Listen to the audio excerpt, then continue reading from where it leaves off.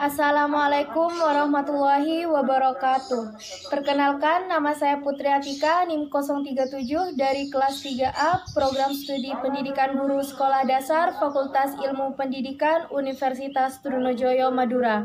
Sebelumnya saya ucapkan terima kasih kepada Bapak Fahru Rozi MPD selaku dosen pengampu mata kuliah media pembelajaran SD, dan tidak lupa saya ucapkan terima kasih kepada teman-teman yang sudah berkenan untuk mengikuti diskusi online pada hari ini. Kami dari kelompok 9 akan menjelaskan mengenai pembelajaran efektif dengan media pembelajaran. Di sini saya akan menjelaskan mengenai gaya belajar siswa. Gaya belajar merupakan hal yang dianggap sangat penting dalam proses belajar mengajar. Menurut The Porter, mengungkapkan bahwa gaya belajar merupakan kombinasi dari bagaimana seseorang menyerap, kemudian mengatur, serta mengolah informasi yang didapatnya. Dalam hal ini, gaya belajar merupakan cara terbaik dan tercepat yang dipilih seseorang untuk mengatur serta mengolah informasi yang didapatnya dari luar.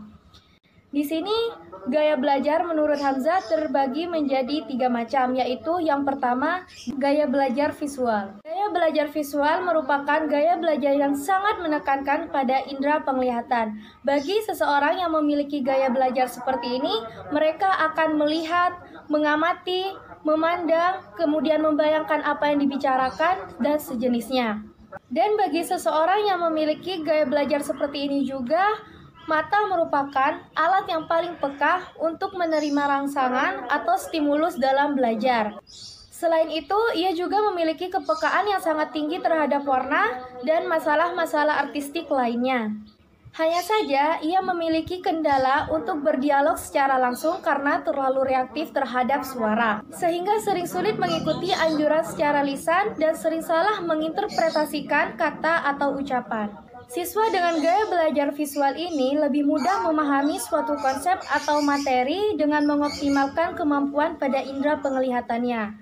Ciri-ciri seseorang yang memiliki gaya belajar visual ini yaitu yang pertama, rapi dan teratur. Yang kedua, menyukai kerapian dan keterampilan. Yang ketiga, berbicara dengan nada yang cepat. Yang keempat, biasanya tidak terganggu oleh keributan. Yang kelima, yaitu lebih mudah mengingat apa yang dilihat daripada apa yang didengar. Kemudian, ciri yang keenam yaitu lebih suka membaca daripada dibacakan oleh orang lain. Kemudian, gaya belajar yang kedua yaitu merupakan gaya belajar auditorial. Gaya belajar auditorial ini merupakan gaya belajar yang sangat menekankan pada indera pendengaran. Anak dengan gaya belajar ini lebih dominan untuk menggunakan indera pendengarannya dalam aktivitas belajar. Kemudian anak tersebut akan lebih mudah menangkap stimulus dalam belajar dengan mengoptimalkan indera pendengarannya atau dengan menggunakan telinga. Ciri-ciri yang dimiliki oleh anak yang memiliki gaya belajar auditorial ini yaitu yang pertama, berbicara kepada diri sendiri pada saat bekerja. Yang kedua, mudah terganggu oleh keributan. Yang ketiga, senang membaca dengan suara yang keras dan mendengarkan. Yang keempat, merasa kesulitan untuk menulis, namun sangat hebat dalam bercerita. Kemudian selanjutnya yang kelima yaitu belajar dengan mendengarkan dan mengingat apa yang didiskusikan daripada apa yang dilihat. Dan yang terakhir yaitu suka berbicara, suka berdiskusi dan menjelaskan sesuatu dengan panjang lebar. Kemudian gaya belajar yang ketiga yaitu gaya belajar kinestetik. Gaya belajar kinestetik ini merupakan gaya belajar yang sangat menekankan pada indera perasa atau gerakan-gerakan fisik. Dalam hal ini yaitu kerap belajar dengan cara bergerak, bekerja, dan menyentuh. Anak dengan gaya belajar seperti ini akan lebih mudah menangkap pelajaran apabila bergerak, meraba, dan mengambil tindakan. Nah, kemudian ciri-ciri dari gaya belajar kinestetik ini yaitu berbicara dengan perlahan atau dengan nada yang pelan. Yang kedua yaitu menghafal dengan cara berjalan dan melihat. Yang ketiga, menggunakan jari sebagai alat penunjuk saat membaca. Ciri selanjutnya yaitu tidak dapat duduk diam dalam waktu yang lama, kemungkinan tulisannya tidak terlalu baik, selalu berorientasi pada gerakan fisik dan banyak bergerak, ingin selalu melakukan segala sesuatu. Kemudian terdapat gaya belajar menurut David Kolb yang sering disebut dengan gaya belajar model Kolb. Gaya belajar model Kolb ini merupakan gaya belajar yang sangat menekankan kepada pola-pola perilaku atau sikap seseorang dalam menerima dan mengatur informasi yang diterimanya dari lingkungan. Nah, gaya belajar model Kolb ini mempunyai 4 aspek. Yang pertama yaitu pengalaman konkret atau concrete experience. Siswa dengan aspek ini belajar melalui feeling atau perasaan dengan menekankan segi-segi pengalaman konkret, lebih mementingkan relasi dengan sesama, dan sensitivitas terhadap perasaan orang lain. Siswa melibatkan diri sepenuhnya melalui pengalaman baru. Siswa cenderung lebih terbuka dan mampu beradaptasi terhadap perubahan yang dihadapinya. Kemudian aspek yang kedua yaitu pengalaman reflektif atau reflective observation. Siswa dengan aspek ini belajar melalui pemikiran atau thinking dan lebih terfokus pada analisis logis dari ide-ide, pemahaman yang sistematis, dan pengalaman intelektual dari situasi atau perkara yang sedang dihadapi. Yang ketiga yaitu konseptualisasi abstrak atau abstract conceptualization. Siswa dengan aspek ini belajar melalui pengamatan atau watching, dan penekanannya mengamati sebelum menilai, menyimak perkara dari berbagai perspektif, dan selalu menyimak mana-mana dari hal-hal yang diamati. Kemudian yang keempat yaitu eksperimentasi aktif atau active experimentation. Siswa dengan aspek ini belajar melalui tindakan atau doing, cenderung lebih kuat dalam kemampuan melaksanakan tugas, berani mengambil resiko, dan mampu mempengaruhi orang lain melalui perbuatannya. Dari keempat aspek tersebut, kemudian jika dikombinasikan akan terbentuk 4 gaya belajar menurut model Kolb. Yang pertama yaitu diverging atau divergent. Gaya belajar ini merupakan kombinasi dari elemen pengalaman konkret dan observasi reflektif. Seseorang yang memiliki gaya belajar seperti ini akan mampu melihat situasi konkret dari berbagai perspektif. Ia akan memiliki minat budaya yang sangat luas dan sangat senang mengumpulkan informasi. Dalam situasi belajar formal, ia lebih suka bekerja dalam kelompok, menerima umpan balik yang bersifat personal. Kemudian gaya belajar model Kolb yang kedua yaitu assimilating atau asimilasi. Gaya belajar ini merupakan kombinasi dari elemen konseptualisasi abstrak dan observasi reflektif. Seseorang dengan gaya belajar ini akan terampil dalam mengolah banyak informasi serta menempatkannya dalam bentuk yang pasti dan logis. Namun seseorang yang memiliki gaya belajar asimilasi ini kurang berfokus pada manusia dan lebih berminat pada ide dan konsep yang abstrak. Ia lebih mementingkan keunggulan logis sebuah teori daripada nilai praktisnya.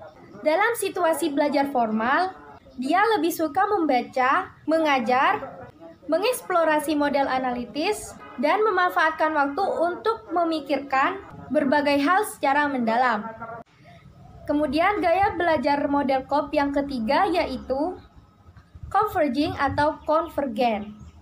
Gaya belajar ini merupakan kombinasi dari elemen konseptualisasi abstrak dan active experimentation atau eksperimentasi aktif.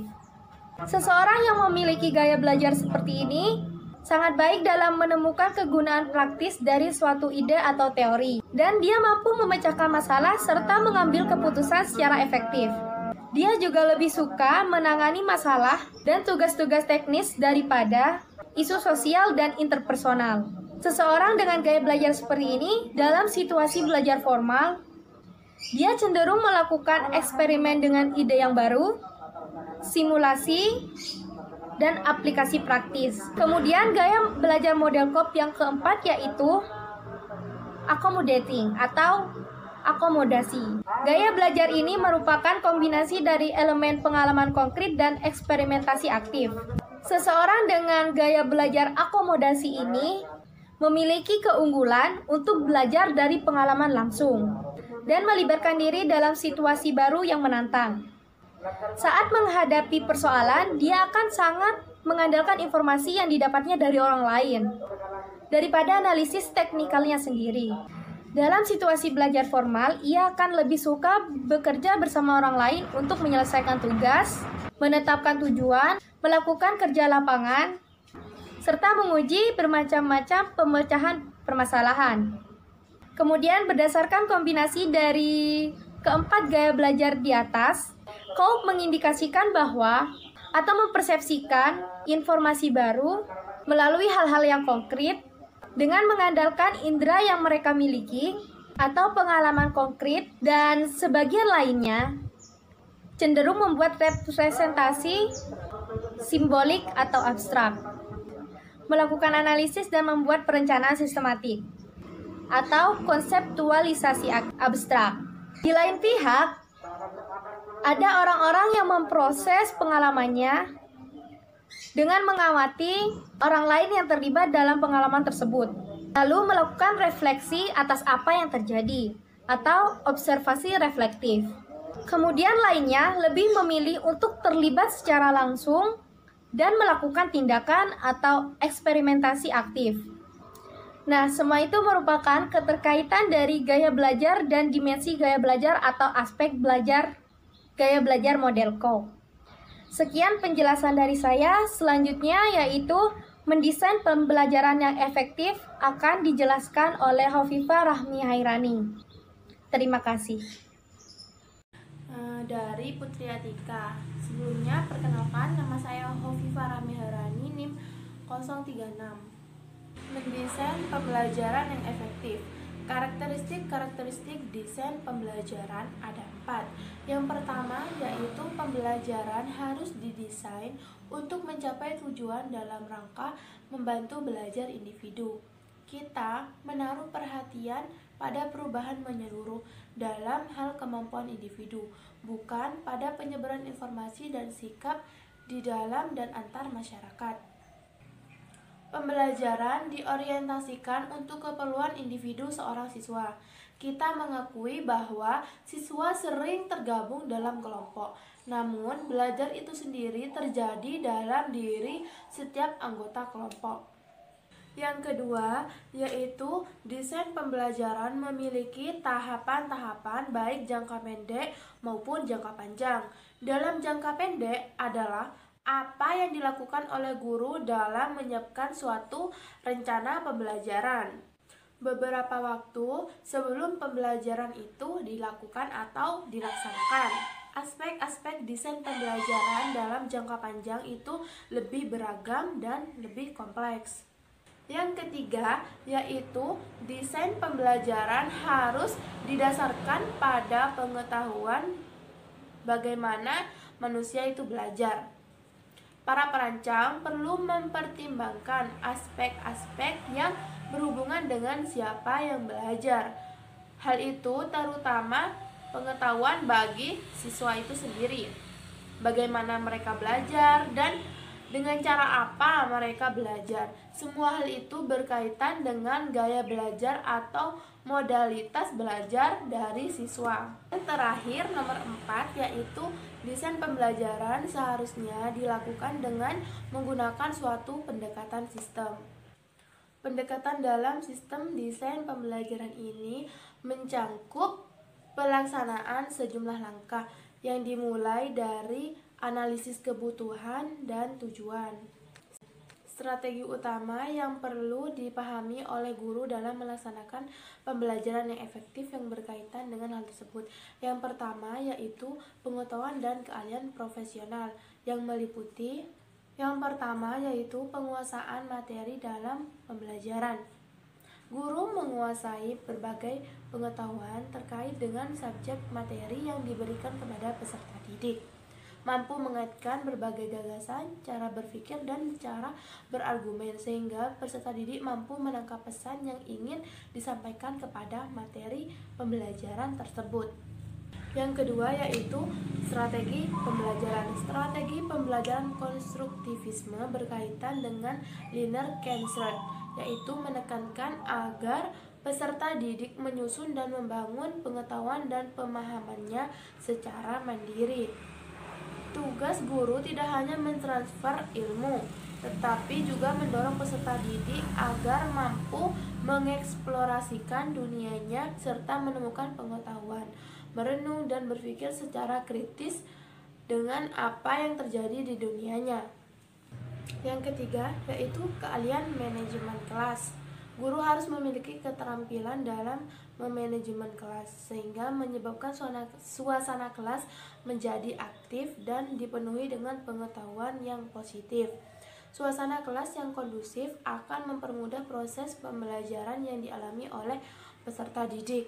Yang keempat yaitu keterampilan memanfaatkan teknologi.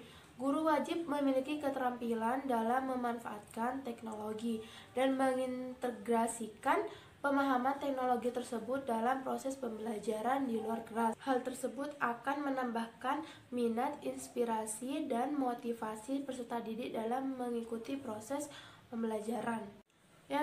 Yang kedua yaitu komitmen, motivasi, dan kesabaran. Menjadi guru yang efektif juga membutuhkan komitmen, motivasi, dan kesabaran yang tinggi. Aspek ini mencakup sikap yang baik dan pemberian perhatian kepada peserta didik. Komitmen, motivasi, dan kesabaran dapat membantu guru melewati masa-masa yang sulit dan melelahkan pada saat proses pembelajaran. Guru yang efektif sangat memperhatikan peserta didiknya dan berusaha untuk mencari cara untuk membantu peserta didiknya dalam memerhatikan perasaan sesama peserta didik dan saling memberi perhatian kepada sesama peserta didik. Assalamualaikum warahmatullahi wabarakatuh. Saya Syarifah Agustina, NIM 035. Di sini saya akan menjelaskan tentang integrasi media, model, dan strategi pembelajaran. Nah, yang pertama, saya akan menjelaskan tentang media pembelajaran. Media pembelajaran merupakan sarana untuk menyampaikan pesan pembelajaran dan informasi. Setiap jenis media pembelajaran memiliki karakteristik, keunggulan, dan kekurangan tersendiri. Maka dari itu, perlu untuk membuat perencanaan sistematis untuk penggunaan media instruksional. Unsur media pembelajaran terdiri dari alat perangkat serta isi pesan yang akan disampaikannya. Nah, manfaat dari media pembelajaran itu sendiri yaitu membantu proses pembelajaran yang akan berlangsung antara pendidik dan peserta didik. Nah, manfaat dari media pembelajaran itu sendiri yaitu yang pertama, membantu proses pembelajaran yang berlangsung antara pendidik dan peserta didik. Yang kedua, meningkatkan minat dan motivasi siswa dalam proses pembelajaran. Dan yang ketiga, dapat mengatasi keterbatasan ruang, waktu, tenaga, dan daya indera. Kemudian yang kedua, saya akan menjelaskan tentang metode pembelajaran. Metode pembelajaran merupakan cara yang digunakan oleh guru untuk membimbing peserta didik agar terlihat lebih aktif dalam proses pembelajaran.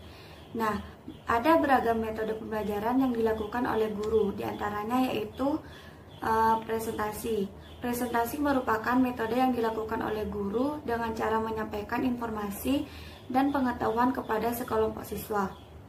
Pada dasarnya, metode presentasi ini merupakan metode komunikasi satu arah dari guru. Metode ini biasanya diselenggarakan ketika jumlah siswa yang relatif banyak. Kemudian yang kedua yaitu diskusi. Diskusi merupakan metode pembelajaran yang sifatnya dinamis. Metode ini dapat membantu mendorong siswa agar lebih aktif dalam kegiatan belajar. Yang ketiga yaitu metode penemuan.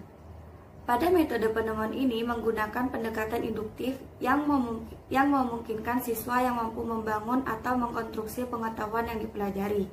Tujuan dari penggunaan metode ini yaitu untuk membuat siswa memiliki pemahaman yang mendalam melalui keterlibatan secara aktif dalam menempuh proses belajar. Yang keempat yaitu pemecahan masalah. Metode pemecahan masalah merupakan metode yang memiliki tujuan untuk melatih setiap siswa agar memiliki kemampuan dalam menemukan solusi yang diperlukan untuk mengatasi suatu permasalahan. Yang kelima yaitu simulasi. Pada metode ini, guru dituntut untuk berperan aktif dalam mengajarkan siswa pada suatu peristiwa yang menyerupai kondisi yang sebenarnya. Yang keenam yaitu latihan berulang. Pada metode ini berisi serangkaian latihan atau praktik yang sengaja dirancang agar dapat membangun tingkat kecakapan dalam sebuah keterampilan baru yang perlu dipelajari oleh siswa. Yang ketujuh yaitu tutorial. Pada metode pembelajaran tutorial ini meliputi beberapa tahap aktivitas di dalamnya, yaitu menyajikan materi pembelajaran, mengajukan pertanyaan, menganalisis jawaban siswa, memberikan umpan balik, memberikan latihan, meminta siswa untuk melakukan unjuk kemampuan atau kompetensi, dan metode ini pada dasarnya digunakan untuk membantu siswa agar memiliki pengetahuan dan keterampilan yang diperlukan. Yang kedelapan yaitu metode permainan. Pada metode ini dapat digunakan untuk menarik perhatian siswa. Dalam melakukan proses pembelajaran yang menggunakan metode permainan, siswa perlu mengikuti aturan tertentu yang telah ditetapkan untuk mencapai tujuan yang menantang. Yang kesembilan yaitu demonstrasi. Pada metode ini, metode yang dilakukan dengan cara memperlihatkan dan menunjukkan kepada siswa tentang sesuatu objek atau cara melakukan suatu kegiatan. Dalam menggunakan metode pembelajaran demonstrasi ini, hal penting yang perlu disampaikan kepada siswa adalah bagaimana cara melakukan suatu tugas atau pekerjaan yang dilakukan dengan cara menjelaskan secara sistematik dan menyeluruh tentang apa, kapan, dan bagaimana suatu tugas dan pekerjaan perlu dilakukan oleh siswa. Kemudian saya akan menjelaskan tentang strategi pembelajaran. Nah, strategi pembelajaran mencakup semua pendekatan yang digunakan oleh guru atau instruktur agar dapat melibatkan siswa secara aktif dalam kegiatan belajar. Dengan menggunakan strategi pembelajaran yang tepat, guru dapat memfasilitasi siswa untuk mencapai kemampuan atau kompetensi yang perlu dipelajari. Penggunaan strategi pembelajaran perlu diselaraskan dengan tujuan atau kompetensi pembelajaran dan kebutuhan belajar siswa. Hal ini akan menjamin keberhasilan siswa dalam digunakan mendukung kegiatan belajar dan pembelajaran, yaitu yang pertama, penyajian isi atau materi pembelajaran, yang kedua, pemberian latihan, yang ketiga, bimbingan dan pemberian umpan balik secara personal, yang keempat, pemberian tugas dan tes, dan yang kelima, kegiatan penutup.